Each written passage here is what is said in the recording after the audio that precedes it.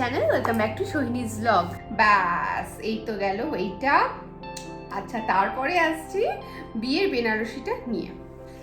এই শাড়িটা আমি যখন শ্রেয়সীর বিয়ে হয়, মানে ধারে কাছে আর কোনো বন্ধুত্ব সেরকম বিয়ে অ্যাটেন্ড করে উঠতে পারেনি যে খুব কাছ থেকে বিয়েটাকে দেখবো। তো এই বিয়ের সময় যখন দেখলাম, ও পরেছিল জর্জেটের বেনারসি, সিল্কের পরেনি। ওর যেটা ওর ব্যক্তিগত মতামত অনুযায়ী, ও চেহারাটা যেহেতু পাতলা, সেই জন্য সিল্ক পরলে মনে হয় যেন একটু ফুলে আছে, আর জর্জেটটা পরেছিল খুব সুন্দর, গায়ের সাথে লেগেছিল।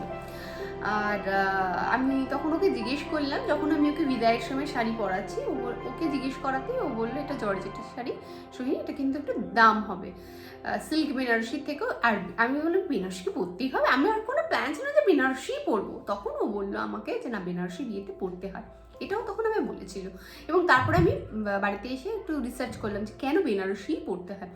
কারণ দেখো, বিয়ে হচ্ছে একটা পুজোর কাজ, হ্যাঁ, আমাকে নিয়ে পুজো, যার জন্য মেয়েদের বসে কোনো মন্ত্র সেরকম নেই। মন্ত্র থাকে যে দান করছে এবং যে দান গ্রহণ করছে, আমার বাবা বা পিতৃস্থানীয় যে আমাকে দান করবে এবং যে আমাকে পানি গ্রহণ করবে।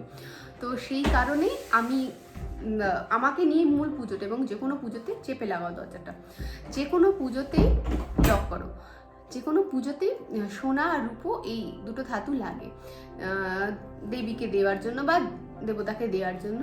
তো সেই কারণে যখনই আমি পুজো হচ্ছি, আমার শরীরে রূপো এবং সোনা ধাতু লাগে। বলে না সোনা ছাড়া বিয়ে হয় না, এই কারণেই সোনাটা লাগে। এবং বিয়ের পুজো কাজটায় শাড়িতেও সোনালি, মানে আগেকার দিনে যেটা হতো, জরির পাটটা করে সোনার জলে ধোয়া হতো এবং সেই সুতো দিয়ে শাড়ি বানানো হতো, সেটাকে বলা হতো বেনারসি। এবং সেই কারণেই বেনারসিটা পরতে হতো, সোনা শরীরে থাকবে বলে। সোনা বা রূপোর পাড় দিয়ে যে কোনো বেনারসি তৈরি, যেটাকে বলে। তো সেই কারণে বেনারসিকে দেখলাম যে না, এটা একটা কারণ এবং আমার বেনারসিই পরতে হবে। এবং তখন দেখলাম যে জর্জের বেনারসিটা পরি, আমার ইচ্ছে ছিল এবং আমার বাজেটে ছিল কিনা আমি জানি না। পরে অনির্বাণকে বললাম যে অনির্বাণ, ও জানতো না যে আমি কি প্ল্যান করে রেখেছি আর কি করবো। হঠাৎ করে এক সময় শ্রেয়সী বলছে, দেখ এরম দাম, তুই কি করতে পারবি? আমি তুই করে দে, আমার সময় নেই ঘেটে ঘুটে বার করা, তুই করে দে। করে কিন্তু আমার মাথায় ছিল যে আমার এক্স্যাক্টলি এটাই চাই। আমি ছবি এঁকে রেখেছিলাম, ওকে পাঠিয়ে দিয়েছিলাম, এবার তুই তোর মতন কর। আমার ছিল যে আমি সোনালি জরি থাকলেও ভেতরটা রূপলি জরির থাকবে বেশি, মানে সাদা জরির কাজটা বেশি থাকবে, মানে সিলভারটা বেশি থাকবে। সবাই তো গোল্ডেন পরে, আমি একটু সিলভার পরবো, তাহলে একটু সাদা ব্যাপারটা থাকলে রিফ্লেক্ট করবে বেশি জর্জেটের উপরে। এবার হঠাৎ করে এই শাড়িটা ওর হাতে চলে আসে। আমি আর কোনো 7-5 না ভেবে অ্যাডভান্স করে বুকিং করে না, এটার উপরে এবার আমরা কাজ করবো। সিল্কের অনেকগুলো শাড়ি দেখেছিলাম, বেনারসি নিকেতনে দেখেছিলাম, বা আমরা রেডিমেড সেন্টারে গেছিলাম, সেখানেও সিল্কের শাড়ি দেখেছিলাম, কিন্তু খুবই কম কমন লাগছিল, একটু অন্যরকম লাগছিল না। আর সেই কারণে ওটা ওকে বুক করা। এবং আর আমি ওকে একবারে কখনোই পে করিনি, ও যখন যখন যেরকম টাকা চেয়েছে আমি তাকে সেরকমভাবেই টাকাটা দিয়েছি। মানে কখনো 10,000, কখনো 16,000, কখনো 8,000, এরকম করে করে আস্তে আস্তে টোটাল যা অ্যামাউন্ট হয়েছিল তার মধ্যে থেকে এরমভাবে আমি ও যখন যেমন চেয়েছে তখন তেমন করে আমি ওকে পেমেন্ট করে দিয়েছি। অনির্বাণ বললো যে তুমি পারবে তো, এত দামি শাড়ি পরছো, তুমি তো বলেছিলে তুমি পরবে না। আমি ভেবেছিলাম যে আমার বাড়িতে আমি বলেছিলাম তোমরা কি কিছু দেবে, তখন মা বলছিল হ্যাঁ বাবা হয়তো দেবে।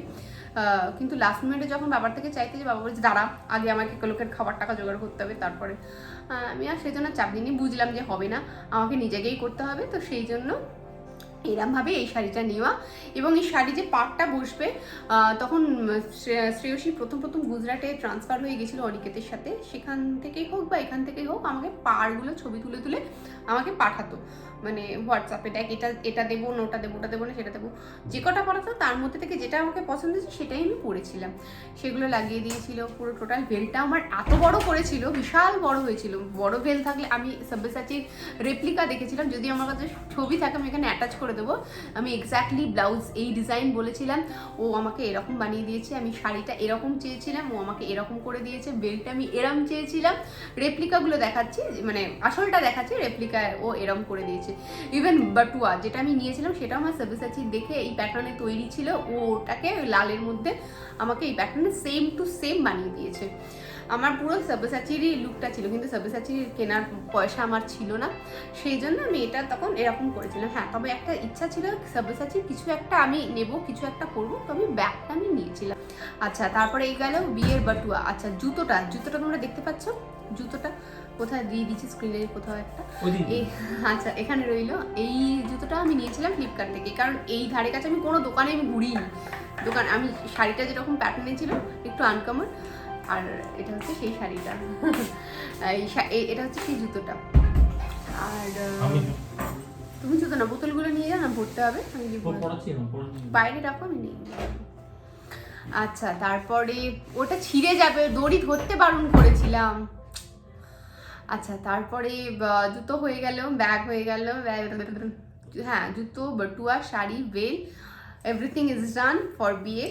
এবং এই পুরো শাড়িটা এত পছন্দ হয়েছে তোমাদের সবার। তো হ্যাঁ, যেটা বলছিলাম, শ্রেয়সী লেভেল থেকে আমার নেওয়া, শ্রেয়সী নাম্বার এবং শ্রেয়সী লেভেলের নাম্বার আমি এখানে দিয়ে দিচ্ছি, তোমরা ওর সাথে যোগাযোগ করতে পারো।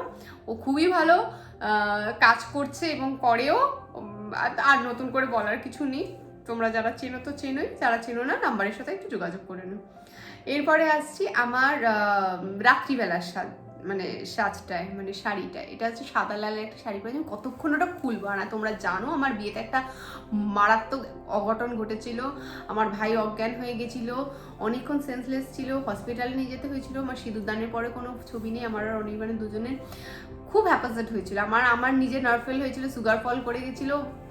শুভজিৎরা সে মিষ্টি খাইয়ে আমাকে কোনোরকম ঠিক করেছিল, তাও ঠিক হতে পারিনি, খুবই শরীর খারাপ ছিল, মানে এত শরীর খারাপ ছিল কিছু বলার মতো নেই, মানে অজ্ঞান হয়ে যায়, শরীরটা একদম ধসে গেছিল। ওই ধসে যাওয়া অবস্থায়, আর মাথায় এত বড় একটা খোপা ছিল, ও খোপাটা যেটা লাগিয়েছিলাম লাল খোপা, ফুল এনে দেওয়ার কেউ ছিল না বলে আমি এই ফুলগুলো আর্টিফিশিয়াল আগেই কিনে রেখেছিলাম, সে আইবুড়ো ভাতেই হোক বিয়ের দিনই হোক, এই দুবারই দুটো ফুল আমি ইউজ করেছিলাম। এগুলো আমার ফ্লিপকার্ট থেকে কেনা ছিল। এই এত ভারী ছিল, মনে হচ্ছে ওইটার ভারী আমার মাথা ব্যথা করছিল, গা পাকাচ্ছিল, ভীষণ কষ্ট হচ্ছিল। ওই সব খুলে টুলে আমি যে লাল সাদা শাড়িটা পরেছিলাম, এইবারে আমি আবার ব্যাক টু সাদা, কতক্ষণে সাদায় আসবো। তো যেহেতু আমার এই কদিন ওরা লাল পরতে, মানে সাদা পরতে দেয়নি, তো বিয়ে শেষ হওয়ার সাথে সাথেই আমি সাদাটা পরেছিলাম। আর ওটা খুব একটা সফট শাড়ি সাদা, ওটা পরে আমি রবীন্দ্র জয়ন্তীতে পরে নেচেছি, পাড়ার পুজোয়, দুর্গা পুজোয় কাজ করেছি। তো এই সাদা শাড়িটা আমি পরেছিলাম, এটা আমার ফ্লিপকার্ট থেকে নেওয়া, এবং এর সাথে যে লাল ব্লাউজটা পরেছিলাম এটা আমি ডিজাইন করে বানিয়েছিলাম, যে এরকম এরকম চাই আমার, ঠিক সেরকমভাবেই বানিয়েছিল। এটা খুব কমফোর্টেবল। পরের দিন সারাদিন আমার এই শাড়িটাই ছিল। আমি স্নান করার পরে আমার বিদায় হয়েছিল, মানে রেডি হয়েছিলাম বেরিয়ে যাব বলে, তো ততক্ষণ অবধি এই শাড়িটা আমার গায়ে ছিল। খুবই কমফোর্টেবল শাড়ি, ভীষণ ভালো শাড়ি, লিঙ্ক দিয়ে দেবো ডিসক্রিপশনে, তোমাদের যাদের যাদের পছন্দ নিয়ে নিও। আচ্ছা, এরপরে আসছি, এই সাদা শাড়িটাকে খুলে আমি আবার বেনারসি পরে এই বাড়িতে আসি। এই বাড়িতে আসার পরে রাত্রিবেলা আবার চেঞ্জ করে আমি এই সাদা শাড়িটা পরে নিচে ডিনার করতে যাই। পরের দিন সকালবেলা আমি এই সাদা শাড়িটা পরেছিলাম মেকআপ টেকআপ করবো বলে, বাট আমাকে ভাত কাপড়ের জন্য এই শাড়িটা আমি পরি। এই শাড়িটা নেওয়া হয়েছিল রেডিমেড সেন্টার থেকে। এটা অরিজিনাল কাঞ্জিপুরম। এটার কস্ট আমরা জানতাম না, আমরা অনেক কিছু কিনেছিলাম, তার মধ্যে বাড়ি এসে যখন বিল চেক করি, অনির্বাণের বাড়ি থেকে যখন কেনাকাটা করে, পরে দেখা যায় এটার দাম ছিল 7,500 মতো। আমরা এত দাম দিয়ে শাড়ি আমি কিনবো কেন তোমরা বলো? সেই জন্য এটা পরে আফসোস হয়েছিল, আর পরিও নি। পরে দেখা যাক কবে আবার পরা যায়, ভাইয়ের বিয়েতে পরবো হয়তো, ইচ্ছা আছে। এইটা হচ্ছে পিওর কাঞ্জিপুরম, ভীষণ সুন্দর, ভীষণ। আমার ইচ্ছা ছিল একটু সবুজ পরার, কারণ সব রকম রঙই পরছি যখন, সবুজটা কেন পরবো না? তো সেই জন্য এই অনুষ্ঠানে আমি সবুজ শাড়িটা পরেছিলাম। এবং এই সাথে যে ব্লাউজটা দেখছো, এটা কিন্তু ডিজাইন করে আমার ডিজাইনে আমি বানিয়েছিলাম। আচ্ছা, আর এরপরে পরেছিলাম আমার রিসেপশনে যে বেনারসি। এই বেনারসিটা আমার ভীষণ প্রিয়, তোমরা জানো আমার সিলভার জরির ওপরে কাজ একটু ভালো লাগে বলে। এইখানেও দেখতে পারবে মিনেকারি কাজ তো রয়েছে, কিন্তু সিলভার জরির কাজটা একটু বেশি রয়েছে। আর এটাও আমার নেওয়া হয়েছিল রেডিমেড সেন্টার থেকে। এটাও একটা ব্লগে ছিল যখন কেনাকাটা করতে গেছিলাম। তো নীল শাড়ি পরার খুব ইচ্ছা ছিল, তো এই নীল শাড়িটা নিয়েছি। এবং এটা নিয়ে ঠিক আছে, কি করা যায় আমি পরে শ্রেয়সীকে বললাম, শ্রেয়সী প্লিজ তুই এটার মধ্যে না একটু মিরার বসিয়ে দিস। হচ্ছে কীরকম মিরার? ও অনেকটা বড় মিরার দেখিয়েছিল, মাঝারি মিরার দেখিয়েছিল। তারপর ওর মনে হয় সঙ্গীতের কোনো একটা লেহেঙ্গার মধ্যে একটা পার্ট ছিল মিরার, সরু মিরার।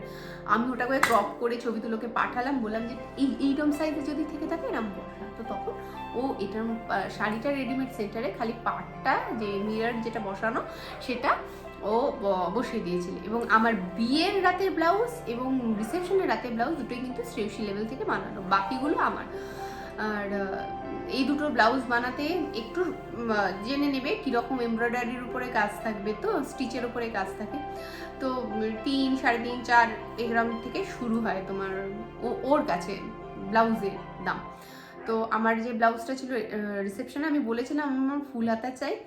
এবং ফার্স্ট যখন আমি যাই দেখতে শাড়িগুলো, তো তখন ফিটিংস দেখতে গেছিলাম ব্লাউজের, তখন ভালো লেগেছিলো। কিন্তু পার্টটা আমি বললাম পরে অ্যাড করতে, যে আমার যে শাড়ির পার্টটা ব্লাউজে ছিল সেটা হাতে অ্যাড করতে পারেনি, তো করেনি ওরা তখনও ওখানে, আর পিঠে অ্যাড করে পরে ওটা অ্যাড করেছিল এবং তার উপরে মিরারটা বসিয়েছিল। নয়তো খালি খালি লাগছিল না ব্লাউজটা। আচ্ছা, হাতে যে ময়ূরটা ছিল সেটা অনুষ্কা শর্মার কোনো একটা, হ্যাঁ, রিসেপশনের ব্লাউজের যে কিছু সাইডের কাজটা ছিল ওটা দিয়ে ওকে বলেছিলাম করতে। কিন্তু এবার দেখো ওখানে যদি পুরো গোল্ডেন জরির কাজ করতো তাহলে কিন্তু ভালো লাগতো না, সেই জন্য সিলভার জরির ও কাজটা করেছে। একটু ফ্যাকাশে লাগছে ঠিকই, কিন্তু ওটার সাথে একটা মানানসই হয়ে যাচ্ছে। ব্যাস, ওভারঅল এটা ছিল। গলাটা আমি বলেছিলাম এরম করতে, কারণ আমি যে গয়নাটা পরেছিলাম এটাও শ্রেয়সী লেভেলের থেকেই নেওয়া। এটার দাম 4,800 থেকে শুরু হয়, ওদের 5-6 হাজার অব্দি তোর দাম থাকে, মানে দাম আসল দামগুলো হয়। তো সেই দামের উপরেই আমি সত্যি কথা বলছি, সোনার গয়না পরিনি। তোমরা গয়নার ব্লগে দেখিয়েছো আমার সাজের উপর আমি পার্টিকুলার ছিলাম, আমাকে এগুলো পরতে হবে, তো আমি সেইগুলোই পরেছি। আমার কোনো ইয়ে ছিল না আমাকে সোনা পরতে হবে। আমার শ্বশুরবাড়ি থেকে আমাকে বলেনি বউ সোনাই পরবে বা আমি সোনা পরবো, আমি চাইও নি, পাইও নি, পরিনি, সোজা কথা। আমি যেটা চেয়েছিলাম আমি সেটা করেছি। অনাদার এক মস্ত বড় স্বাধীনতা নেই, এতেই তো আমি আমার মতন করে থাকতে পারছি। বলো, আমার যদি সব থাকতো তাহলে কি আমি শুনে আমার মতন আমি থাকতে পারতাম? তো সেই জন্য আমি এই চোকারটা পরেছিলাম। আর বাকি কানের হাতে যা ছিল তোমরা তো দেখেইছো। আচ্ছা, আর কি বাকি রইলো? আর তো কিছু বাকি থাকে না। অষ্টমঙ্গলায় যে শাড়িটা পরেছিলাম সেটা আমাকে আমার আশীর্বাদে আমার শাশুড়ি আমাকে গিফট করেছিল, সেইটা আমি তত্ত্বে নিয়ে এসেছিলাম। এসে আমি ওটাই অষ্টমঙ্গলাতে পরেছিলাম, ওটা ব্লাউজ তোমরা দেখতে পাচ্ছ। আর অষ্টমঙ্গলার যেদিনকে গিফট খোলা হয়, যেদিনকে গিফট অষ্টমঙ্গলার আগের রাতে যখন গেছিলাম, গিফট খোলা যেদিন হচ্ছে সেদিন যে শাড়িটা পরেছিলাম এটা আমার ফ্লিপকার্ট থেকে নেওয়া। এটা হাত কাপড়ের ব্লাউজই করেছিলাম। এনিওয়েজ, চলো ব্লগটা আমি এখানে শেষ করছি। অনেক কথা বললাম, কথা বলতে শুরু করলে শেষ হয় না।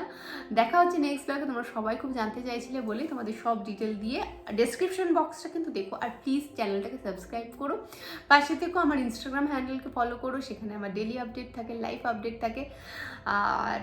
আর কি, চলো দেখা হচ্ছে নেক্সট ব্লগে। তবে খুব ভালো থাকো, সুন্দর থাকো, সুস্থ থাকো।